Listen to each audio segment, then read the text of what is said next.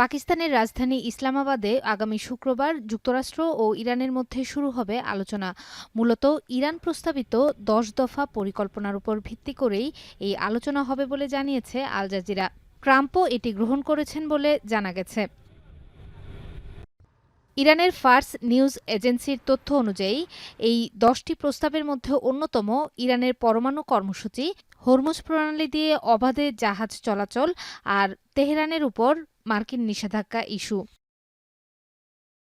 পরমাণু কর্মসূচি ইস্যুর মধ্যে আছে পারমাণবিক অস্ত্র তৈরি না করতে ইরানের অঙ্গীকার, সেই সঙ্গে ইউরেনিয়াম সমৃদ্ধ করার বিষয়ে ইরানের অধিকারকে যুক্তরাষ্ট্রের স্বীকৃতি দিতে হবে। তবে সমৃদ্ধকরণের মাত্রা নিয়ে যুক্তরাষ্ট্রের সঙ্গে আলোচনা হতে পারে।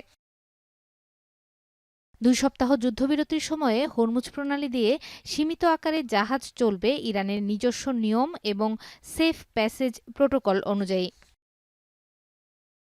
মধ্যপ্রাচ্য থেকে যুদ্ধরত সেনাদের প্রত্যাহার এবং আঞ্চলিক ঘাঁটিগুলো থেকে ইরানের উপর যেকোনো ধরনের হামলা নিষিদ্ধ করতে হবে যুক্তরাষ্ট্রকে। সেই সঙ্গে ইরান এবং তার মিত্রদের উপর সব ধরনের হামলা পুরোপুরি বন্ধ করার পথ তৈরি করাও রয়েছে ১০ দফা পরিকল্পনায়।